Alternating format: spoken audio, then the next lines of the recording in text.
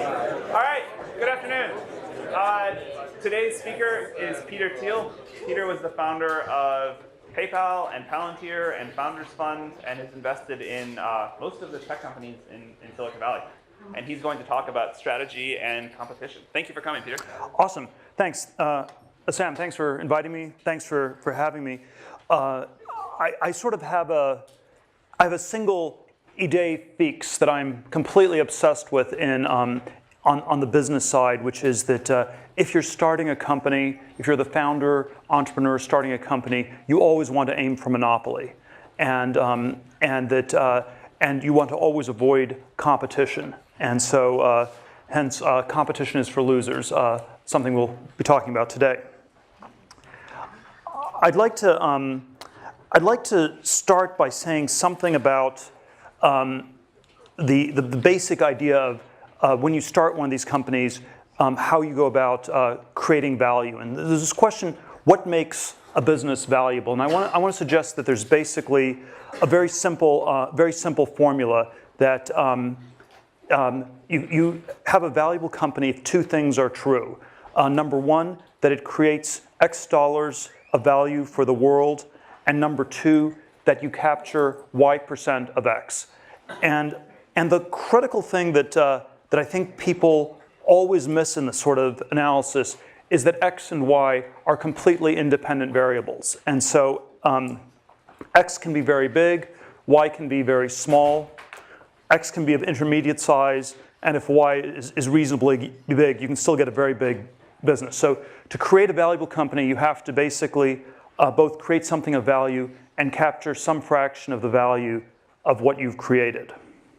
And sort of just to illustrate this as a contrast, if you sort of compare the U.S. airline industry with a company like Google on search, if you sort of measure by the size of these industries, you could say that airlines are still more important than search. If you just measure it, say, by revenues, it was 195 billion in domestic revenues in 2012. Google had just north of 50 billion, and certainly, sort of on some intuitive level, if you said, if you were given a choice and said, well, do you want to get rid of all air travel, or do you want to get rid of your ability to use search engines? The intuition would be that air travel is something that's more important than search. And this is, of course, just the domestic numbers. If you looked at this globally, airlines are much, much bigger than search or than Google is. But the profit margins are quite a bit less. They were marginally profitable in 2012. I think the entire 100-year history of the airline industry, the cumulative profits in the U.S. have been approximately zero. Companies make money, they episodically go bankrupt, they get recapitalized, and you sort of cycle and repeat.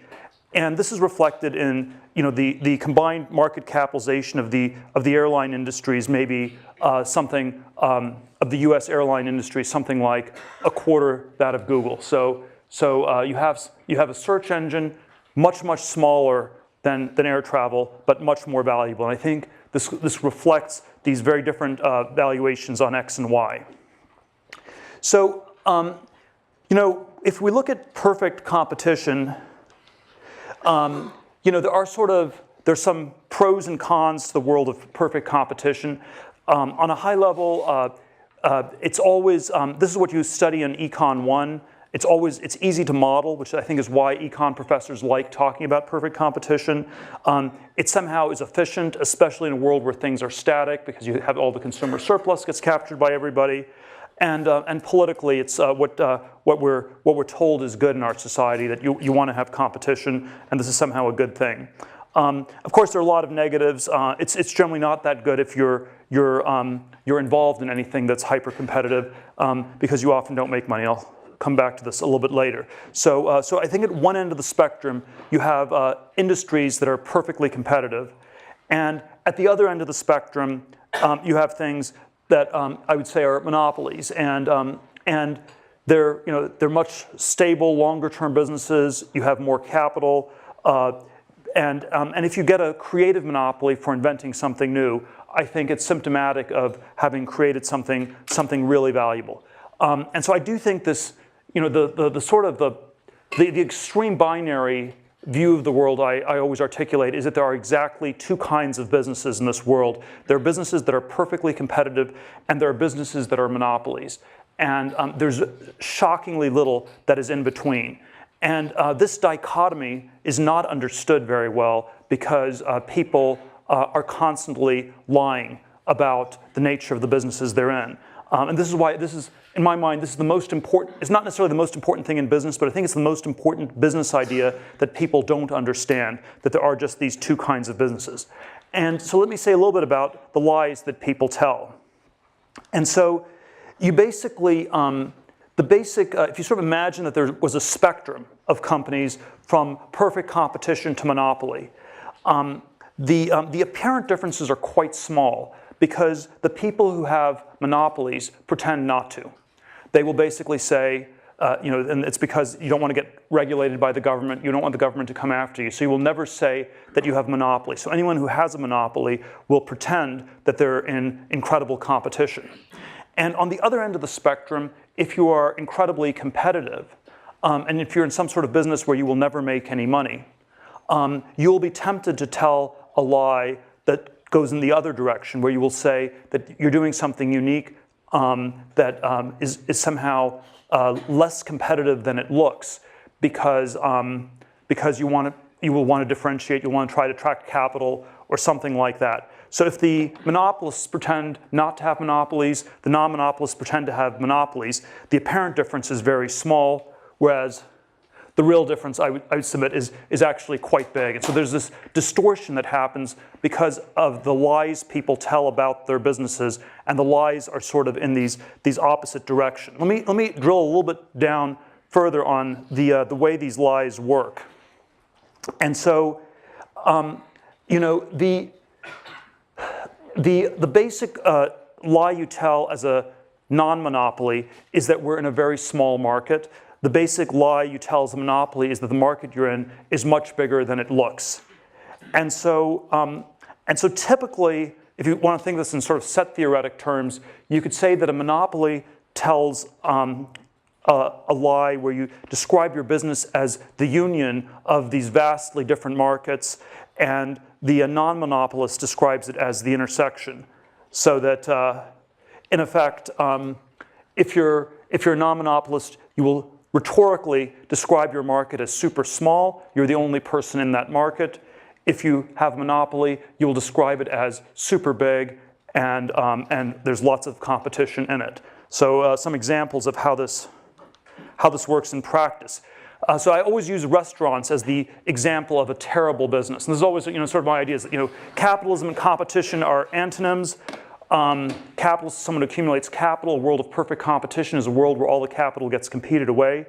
So you're opening a restaurant business. No one wants to invest because you just lose money. So you have to tell some idiosyncratic narrative, and you'll say something like, well, we're the only British food restaurant in Palo Alto. So it's British, Palo Alto, and of course that's too small a market because people may be able to drive all the way to Mountain View or even Menlo Park. And there probably are no people who eat nothing but British food, at least no people who are still alive. And so that is, that's a sort of a fictitiously narrow market. There's sort of a Hollywood version of this where the way movies always get pitched is, okay, it's like a college football star, joins an elite group of hackers to catch the shark that killed his friend. Sorry. And so now that is a movie that has not yet been made. But the question is that the right category, or is the correct category, it's just another movie? In which case, there are lots of those. It's super competitive, incredibly hard to make money. No one ever makes money in Hollywood doing movies. It's really, really hard. And so you always have this question about, does the intersection, is it real? Does it make sense? Does it have value that one should ask? And of course, there are startup versions of this where the sort of the really bad versions, you just take a whole series of buzzwords, sharing mobile, social apps, you combine them, and you have some kind of narrative, and whether or not that's a real business or not it's generally a bad sign. So it's almost this pattern recognition when you have this rhetoric of this sort of intersections, it generally does not work. The something of somewhere is really mostly just the nothing of nowhere. And it's like the Stanford of North Dakota. One of a kind, but it's not Stanford. So let's look at the opposite. The opposite lie is if you are, let's say, the search company that's down the street from here and has about a happy 66% market share, and is completely dominant in the search market. Google has not almost never describes itself as a search engine these days, and instead it describes itself in all these different ways. So it sometimes says it's an advertising company. So if it was search, you'd say, wow, it has this huge market share that's really, really crazy. It's like an incredible monopoly. It's much bigger than, a much more robust monopoly than Microsoft ever had in the 90s. Maybe that's why it's making so much money. But if you say it's an advertising market, you could say, well, there's search advertising is 17 billion, and that's part of online advertising, which is much bigger, and then all US advertising is bigger. And then by the time you get to global advertising, that's close to 500 billion. And so you're talking about 3.5%. So a tiny part of this much larger market. Or if you don't want to be an advertising company, you can always say that you're a technology company. And so, sorry, let me just see. And the technology market is something like a $1 trillion market. And the narrative that you tell as Google in the technology market is, well, we're competing with all the car companies with our self-driving cars. We're competing with Apple on TVs and iPhones. We're competing with Facebook. We're competing with Microsoft on Office products. We're competing with Amazon on cloud services. And so we are in this giant technology market where there's competition in every direction you look. And no, we're not the monopoly the government's looking for, and we should not get regulated in any way whatsoever. And so I think one has to always be super aware that there are these very powerful incentives to distort the nature of these markets one way or the other. So the evidence of narrow markets in the tech industry is if you basically just if you look at sort of some of the big tech companies, Apple, Google, Microsoft, Amazon, they've just been building up cash for year after year, and you have these incredibly high profit margins. And I would say that one of the reasons the tech industry in the U.S. has been so successful financially is because it's prone to creating all these monopoly-like businesses, and and it's reflected by the fact that these companies just accumulate so much cash they don't even know what to do with it beyond a certain point. And so let me say a few things about how to build a monopoly. And I think one of the sort of very counterintuitive ideas that comes out of this monopoly thread is that you want to go after small markets. If you're a startup, you want to get to monopoly. You're starting a new company, you want to get to monopoly.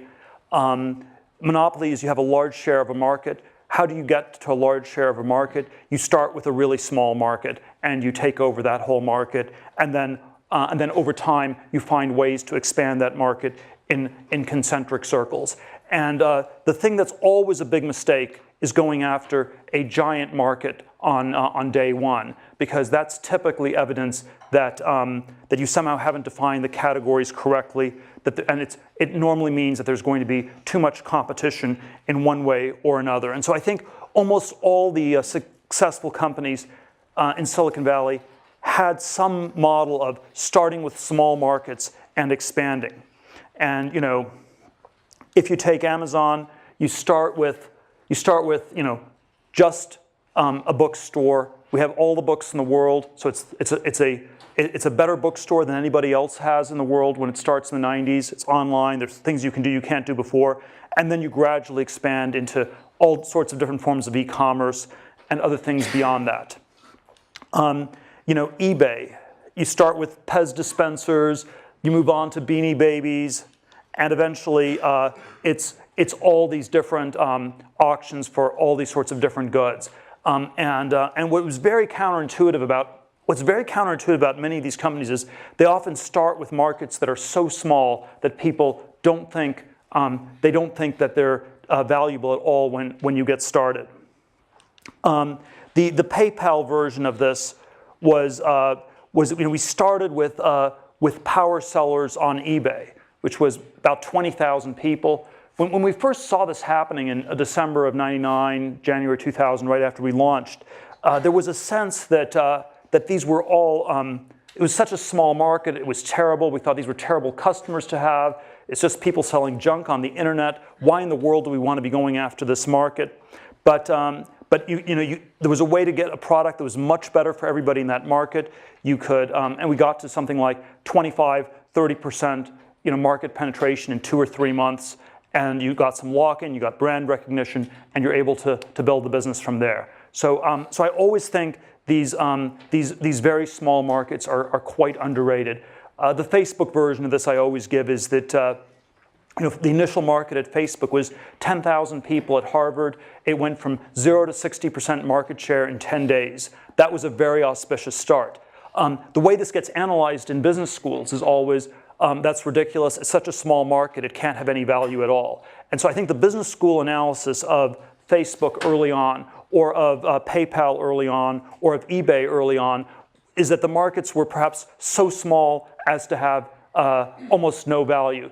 And they would have had little value had they stayed small, but it turned out there were ways to then grow them concentrically, and that's what made them so valuable.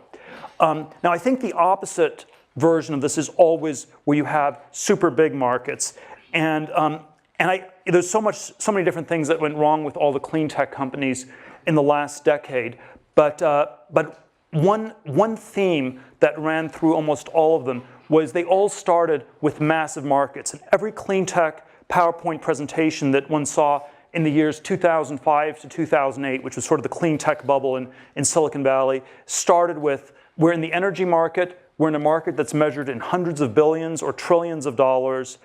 And then once you're sort of a minnow in a vast ocean, that's not a good place to be. That means that you have tons of competitors and you don't even know who all the competitors are. And so you want to be a one-of-a-kind company where it's the only one in a small ecosystem. You don't want to be the 4th online pet food company. You don't want to be the 10th thin film solar panel company. You don't want to be the 100th restaurant in Palo Alto. Restaurant industry is a $1 trillion industry. So if you do a market size analysis, you conclude restaurants are a fantastic business to go into.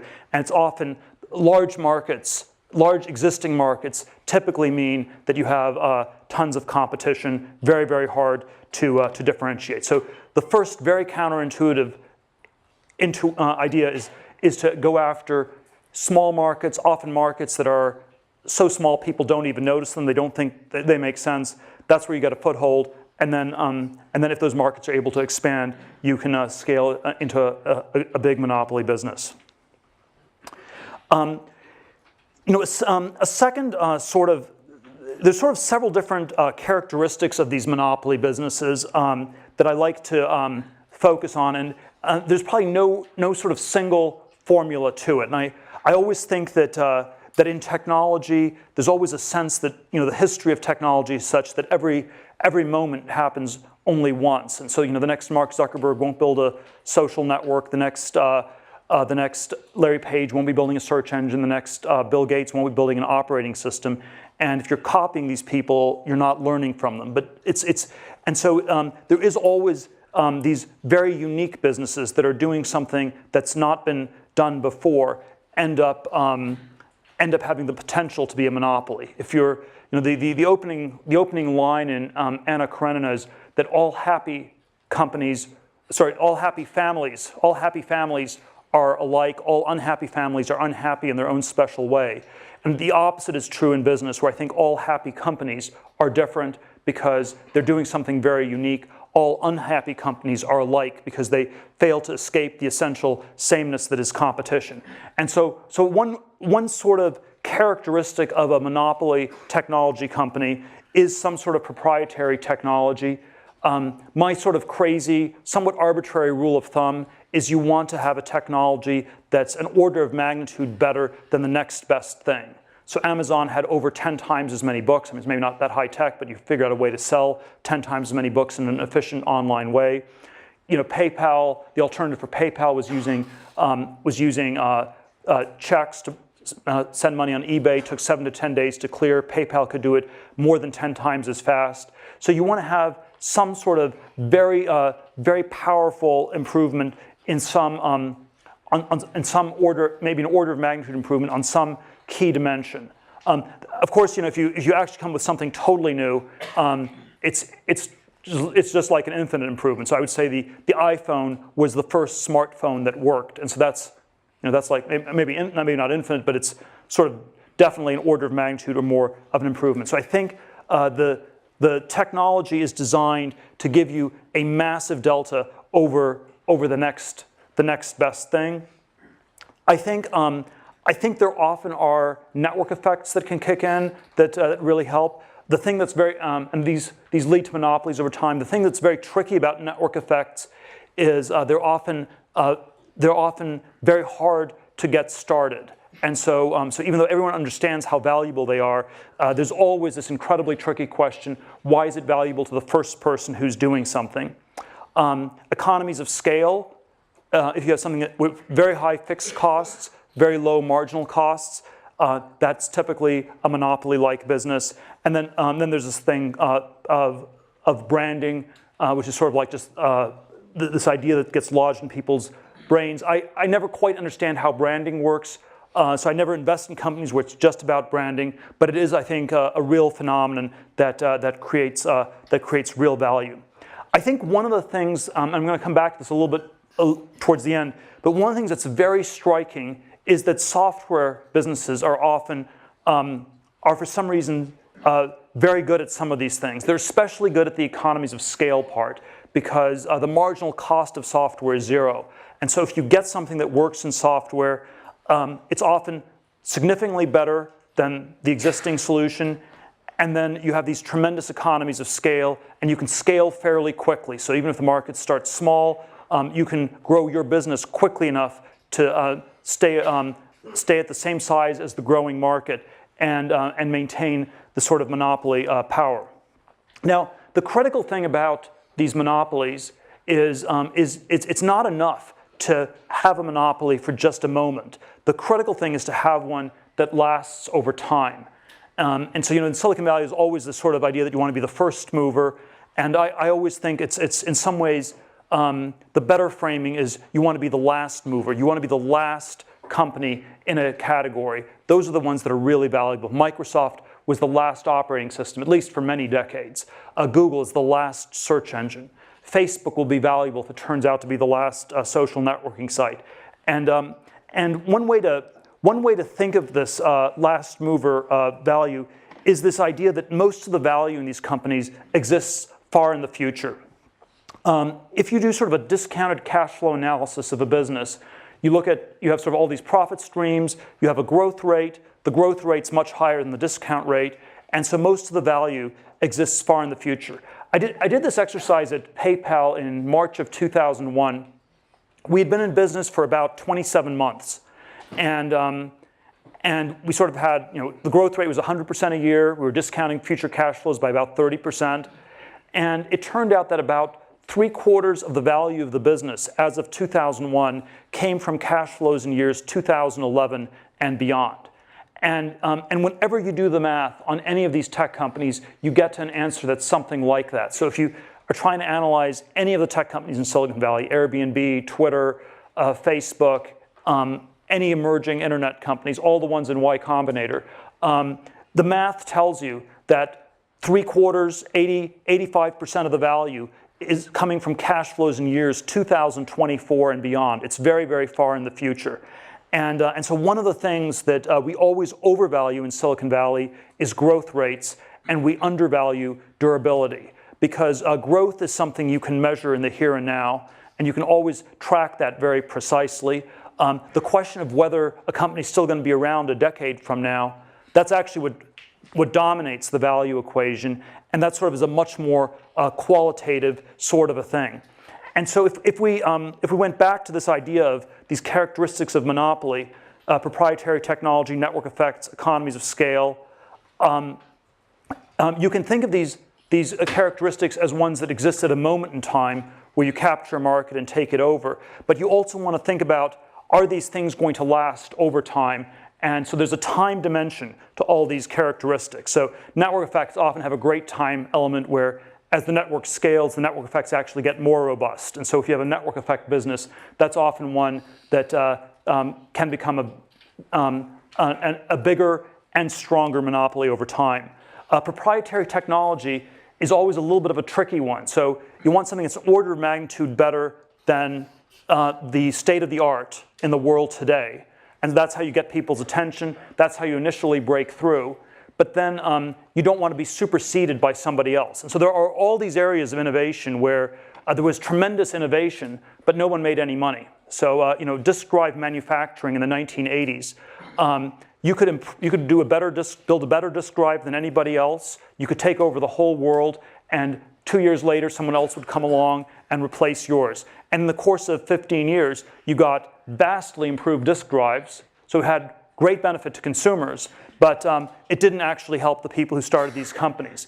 And so there's always this question about having a huge breakthrough in technology, but then also being able to explain why yours will be the last breakthrough, or at least the last breakthrough for a long time, or where you make a breakthrough and then you can keep improving on it at a quick enough pace that no one can ever catch up. So if you have a structure of the future where there's a lot of innovation and other people will come up with new things in the thing you're working on, that's great for society. It's actually not that good for your business typically. And then economies of scale, we already talked about. So I think this last mover thing is very critical. I'm always tempted, I don't want to overdo the chess analogies, but the first mover in chess is someone who plays white. White is about a 1/3 of a pawn advantage, so there's a small advantage to going first. You want to be the last mover who wins the game, and so there's always the Capablanca world champion, chess champion Capablanca line. You must begin by studying the end game, and I do think that's, well, I wouldn't say that's the only thing you should study.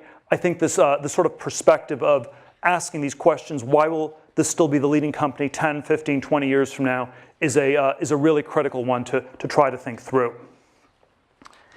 Let me sort of, I want to sort of go in two slightly other directions with this monopoly versus competition idea. And I think, I think this is the central idea in my mind for business, for starting business, for thinking about them. And there are some very interesting perspectives I think it gives on the whole, on the whole history of innovation in technology and science, because we've lived through 250, 300 years of incredible technological progress in many, many different domains, steam engine to railways to telephones, refrigeration, household appliances, the computer revolution, aviation, all sorts of different areas of technological innovation. And then there's sort of analogous thing that one can say about science, where we've lived through centuries of enormous amounts of innovation in science as well. And the thing that I think people always miss when they think about these things is that because X and Y are independent variables, some of these things can be extremely valuable innovations, but the people who invent them, who come up with them, do not get rewarded for this. And certainly, if you go back to, you need to create X dollars in value, you capture Y% of X. I would suggest that the history of science has generally been one where Y is 0% across the board. The scientists never make any money. They're always deluded into thinking that they live in a just universe that will reward them for their work and for their inventions. And this is probably the fundamental delusion that scientists tend to suffer from in our society. And even in technology, there are sort of many different areas of technology where there were great innovations that created tremendous value for society, but people did not actually capture that much of the value. And so I think there is this sort of whole history of science and technology that can be told from the perspective of how much value was actually captured. And certainly there are entire sectors where people didn't capture anything. So you're the smartest physicist of the 20th century. You come up with special relativity. You come up with general relativity. You don't get to be a billionaire. You don't even get to be a millionaire. It just somehow doesn't work that way. The railroads, incredibly valuable. Most of them just went bankrupt because it was too much competition. Wright brothers, you fly the first plane, you don't make any money. And so I think there is sort of a structure to these industries that's very important. And I think the thing that's actually rare are the success cases. So it's actually, when you really think about the history in this 250-year sweep, it's unusual. Y is almost always 0%. It's always 0 in science. It's almost always in technology. And so it's very rare where people made money. You know, the late 18th, early 19th century, the first industrial revolution was the textile mills. You had the steam engine, you sort of automated things, and you had these relentless improvements that people improved efficiency of textile factories, of manufacturing generally, at a clip of 5 to 7% every year, year after year, decade after decade. You had 60, 70 years of tremendous improvement from 1780 to 1850. But even in 1850, most of the wealth in Britain was still held by the landed aristocracy. The workers didn't make that much. The capitalists didn't make that much either. It was all competed away. There were hundreds of people running textile factories. It was an industry that just the structure of the competition prevented people from making any money.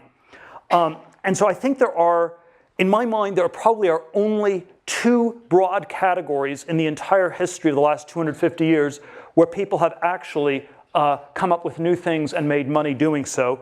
One is these sort of vertically integrated complex monopolies, which people did build in the second industrial revolution at the end of the 19th and start of the 20th century. And so this was like Ford. It was the vertically integrated oil companies like Standard Oil. And what these vertically integrated monopolies typically required was this very complex coordination. You got a lot of pieces to fit together in just the right way. When you assembled it, you had a tremendous advantage. This is actually done surprisingly little today. And so I think this is sort of a business form that, when people can pull it off, is very valuable. It's typically fairly capital intensive.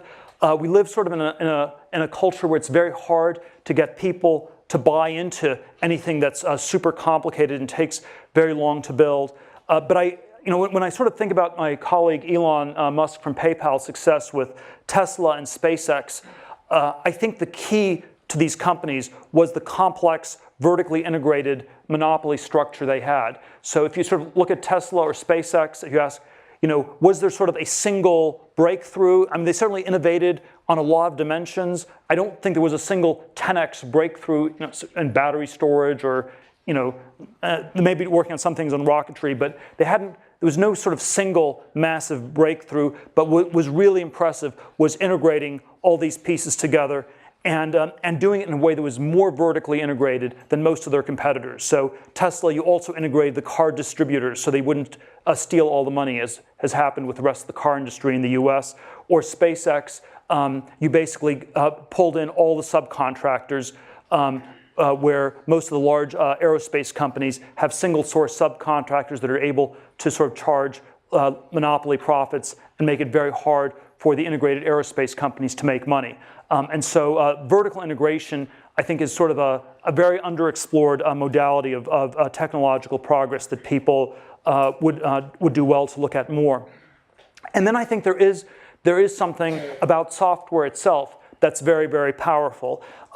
Software has these incredible economies of scale, these low marginal costs, and there is something about the world of bits as opposed to the world of atoms where you can often get very fast adoption. And the fast adoption is critical to capturing and taking over markets, because even if you have a small market, if the adoption rate is too slow, there'll be enough time for other people to enter that market and compete with you. Whereas if you have a small to mid-sized market and have a fast adoption rate, you can take over this market. And so I think this is one of the reasons Silicon Valley has done so well and why software has been this phenomenal industry. And what I would suggest, what I want to leave you with is there are sort of these different rationalizations people give for why certain things work and why certain things don't work. And I think these rationalizations always obscure this question of creating X dollars in value and capturing Y% of X. So the science rationalization we're always told is that the scientists aren't interested in making money. They're doing it for charitable reasons, and that you're not a good scientist if you're motivated by money. And I'm not even saying people should always be motivated by money or something like this, but I think we should be a little bit more critical of this as a rationalization. We should ask, is this a rationalization to obscure the fact that Y equals 0% and the scientists are operating in this sort of world where all the innovation is effectively competed away and they can't capture any of it directly. And then the software distortion that often happens is because people are making such vast fortunes in software, we infer that this is the most valuable thing in the world being done, full stop. And so if people at Twitter make billions of dollars, it must be that Twitter is worth far more than anything Einstein did. And what that sort of rationalization tends to obscure is, again, that X and Y are independent variables, and there are these businesses where you capture a lot of X, and there are others where you don't. And so I do think the history of innovation has been this history where the microeconomics, the structure of these industries has mattered a tremendous amount.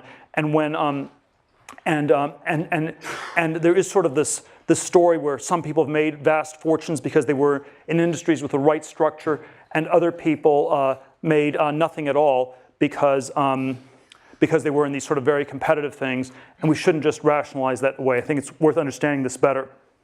And then finally, let me come back to this sort of overarching theme for this talk, this competition is for losers idea, which is always this provocative way to title things, because we always think of the losers as the people who are not good at competing.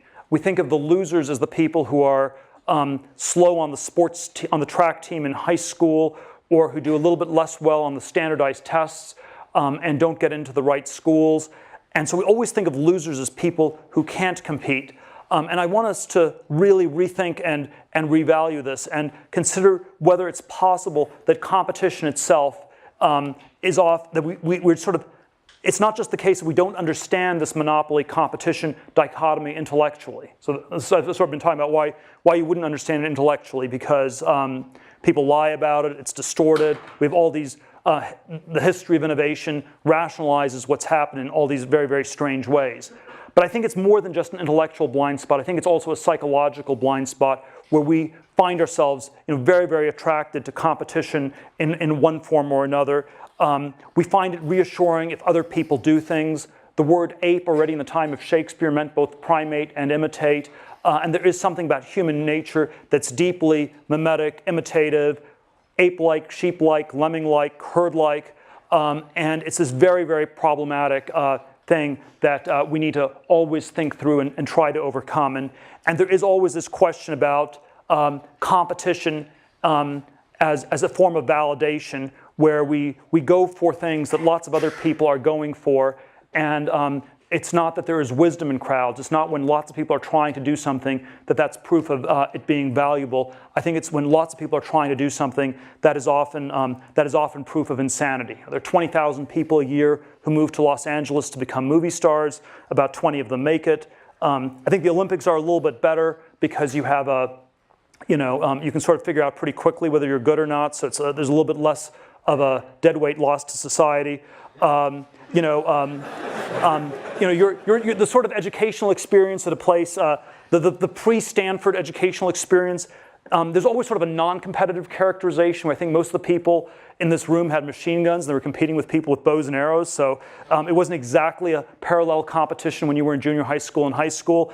There's always a question, does the tournament make sense as you keep going? And this is so there is always this question, if people go on to grad school or postdoctoral educations, does the intensity of the competition really make sense? There's the the classic Henry Kissinger line that describing his fellow faculty at Harvard, that the battles were so ferocious because the stakes were so small, describing sort of academia. And you sort of think on one level, this is a description of insanity. Why would people fight like crazy when the stakes are so small? But it's also, I think, simply a function of the logic of the situation. When it's really hard to differentiate yourself from other people, when the objective differences really are small, then you have to compete ferociously to maintain a difference of one sort or another that's often more imaginary than real. There's always sort of a personal version of this that I tell, where I was sort of hyper tracked. My 8th grade junior high school yearbook, one of my friends wrote in, I know you'll get into Stanford in 4 years as a sophomore. I sort of went to Stanford 4 years later, at the end of high school. Went to Stanford Law School. Ended up at a big law firm in New York, where from the outside everybody wanted to get in, on the inside everybody wanted to leave. And you had, and it was this very strange dynamic where after I sort of realized this was maybe not the best idea, and I left after 7 months and 3 days, one of the people down the hall from me told me, it's really reassuring to see you leave, Peter. I had no idea that it was possible to escape from Alcatraz, which of course, all you had to do was go out the front door and not come back. But so much of people's identities got wrapped up in winning these competitions that they somehow lost sight of what was important, what was valuable. Competition does make you better at whatever it is that you're competing on. Because when you're competing, you're comparing yourself with the people around you. You're figuring out, how do I beat the people next to me? How do I do somewhat better at whatever it is they're doing? And you will get better at that thing. I'm not questioning that. I'm not denying that. But it often comes at this tremendous price that you stop asking some bigger questions about what's truly important and truly valuable. And so I would say that don't always go through the tiny little door that everyone's trying to rush through. Maybe go around the corner and go through the vast gate that no one's taking. Thank you very much. I guess we have time for, do you want to take a few questions? Or?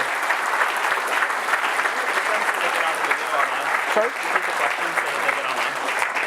Oh, yeah. People want to I'll take a few questions. We have a few minutes' time. Yeah, go ahead.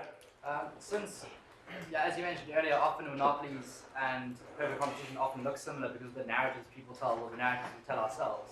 Do you have any ways to easily determine the difference when you're looking at an idea or evaluating your own idea?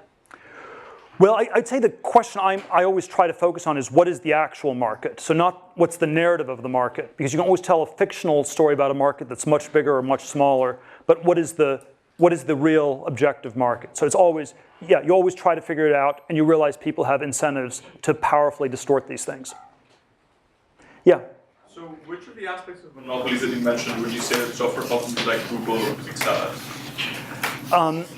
Well, they have network effects with the ad network. They had proprietary technology that gave them the initial lead because they had the PageRank algorithm, which was sort of an order of magnitude better than any other search engine. You have economies of scale because of the need to store all these different sites, and at this point you have brands. So Google has all four. Maybe the proprietary technology is somewhat weaker at this point, but definitely it had all four, and maybe 3.5 out of 4 now. Yeah. How does this apply to Palantir? And second, what's with like? The second is what? What's with the iPhone headphone? Oh, that's sort of a set of companies that are doing different copycat payment systems on mobile phones. There's Square, there's PayPal. They just have sort of different shapes. That's how they differentiate themselves. One is a triangle, one is a square, and so maybe at some point the apes will run out of shapes or something like that. But I think. No, Palantir, we started with a focus on the intelligence community, which is small sub-market. You had a proprietary technology that used a very, very different approach, where it was focused on the human computer synthesis rather than the substitution, which I think is the dominant paradigm. So there's a whole set of things I would say on the market approach and the proprietary technology. Yes. We have design thinking methodology and lean startup thinking.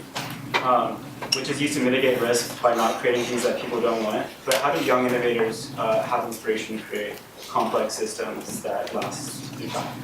Can you repeat the question?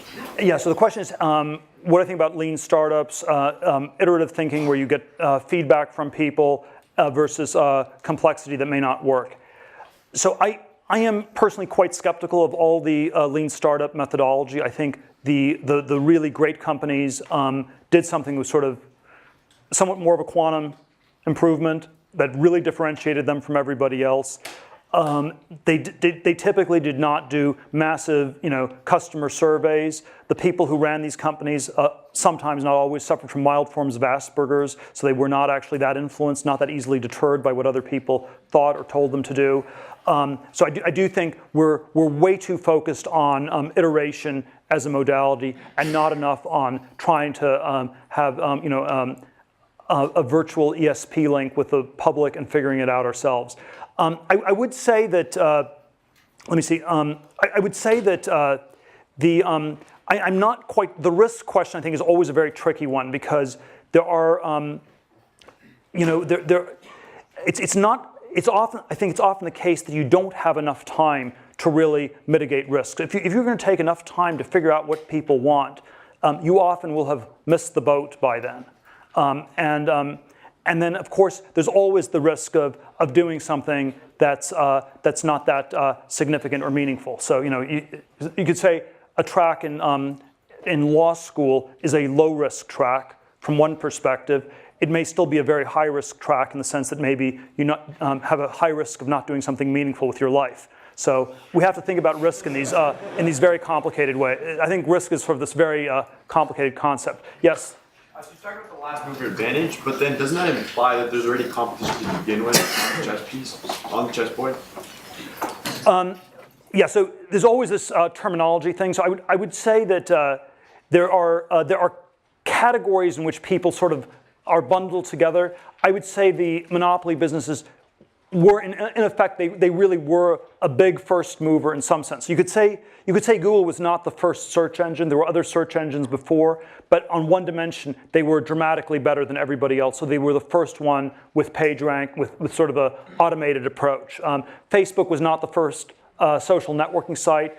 My friend Reid Hoffman started one in 1997. They called it SocialNet, so they already had the name social networking in the name of their company 7 years before Facebook. Their idea was that it was going to be this virtual cyberspace where I'd be a dog and you'd be a cat, and we'd have all these different rules about how we'd interact with each other in this virtual alternate reality. Facebook was the first one to get real identity. So I'd say, I hope Facebook will be the last social networking site. It was the first one in a very important dimension. People often would not think of it as the first because they'd sort of lump all these things together. How about one more question? Okay, one more question. Let's take one here. If you're theoretically someone who worked at Goldman Sachs out of college and left out at 6 months and is now studying computer science at Stanford, how would you recommend rethinking sort of that competitive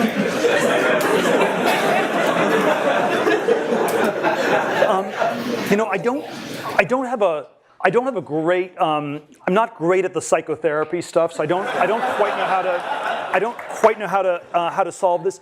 There are these very odd studies they've done on people who go to business school. There's one they've done at Harvard Business School where it's sort of the anti-Asperger personality, where you have people who are super extroverted, generally have low convictions, few ideas, and you have sort of a hothouse environment. You put all these people in for 2 years, and at the end of it, they systematically end up, the largest cohort systematically ends up doing the wrong thing. They try to catch the last wave.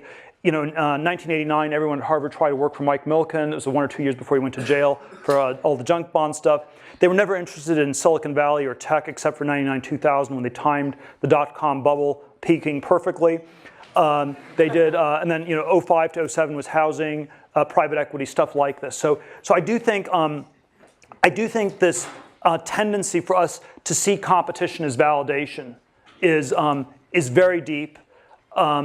I don't think there's any sort of easy psychological formula to avoid it. So I don't quite know how to what sort of therapy to recommend.